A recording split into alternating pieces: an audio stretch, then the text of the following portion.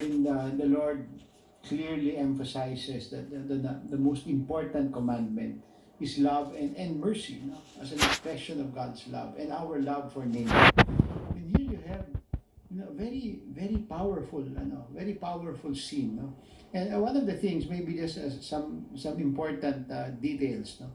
This is in the Gospel of Saint Luke. This is the last time that Jesus will preach or heal in a synagogue. After this, he already hides, every time he's in the synagogue. But this is the last time.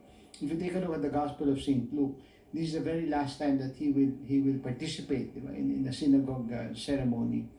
And here you have again that beautiful message of the Lord, that love and mercy, to do good and to be kind above all things. That is in the end the most important thing.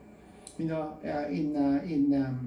canon law, there is a provision where it says, in periculo mortis all laws collapse.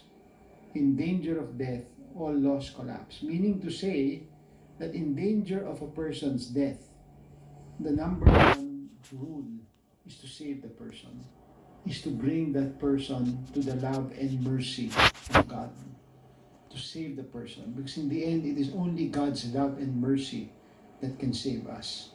And here, I think, is the same powerful message of the Lord. That here you have a woman suffering for 18 years. And it so happened that the encounter happened on the Sabbath, because the Lord goes to the synagogue on the Sabbath. No? And here, the Lord was simply moved by that situation of the woman.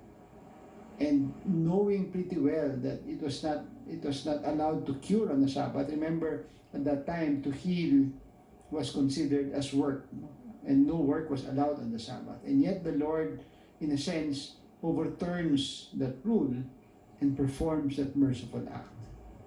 While in canon law now, that is a situation of in periculo mortis, that it is the mercy of God that one needs to bring into the world. Siguro yun yung unang puntong mahalagang pagnilayan natin. Na bagaman dapat natin sundin lahat ng mga batas at lahat ng mga alituntunin ng ating relihiyon, alalahanin natin na kahit ang Panginoon, kagaya ng pinakita ng Ebanghelyo ngayong araw, na malinaw sa Kanya na ang pinakamahalaga, kagaya ng Ebanghelyo kahapon ng linggo, pinakamahalaga na batas o kautusan ay mahalin ang Diyos at mahalin ang kapwa. At dito makikita natin malinaw na pinili ng Panginoon na sundin yung pinakamahalagang kautusan, na mahalin ang kapwa at dalhin ang pagmamahal ng Diyos sa ating kapwa. That first point to reflect on. No? And the second point to reflect on is the hypocrisy of the religious authorities. I don't know if you notice that in the gospel, the religious authorities did not even address Christ when they criticize him. Let me read again that part, no?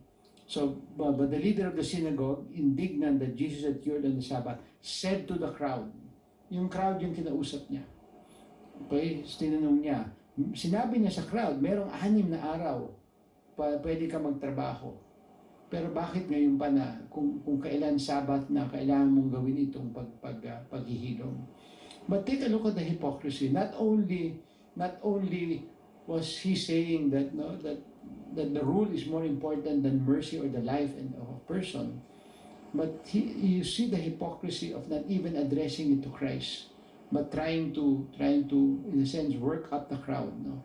And trying to, in a sense, reminding the crowd that the law is more important. And here the Lord again, and this brings me now to my third and last point. The Lord tries to now, in a sense, trap them in their own game. Kasi nga, di ba, napaka-hipokrito at bastos nung synagogue leader, no? Pero ang Panginoon mismo ay sabi niya, okay, gusto mong pag-usapan ito. So he cites another rule or another regulation that you're allowed to untie your animal, which is work, on the Sabbath, in order to give it some water para hindi mamatay sa uhaw yung hayop, no?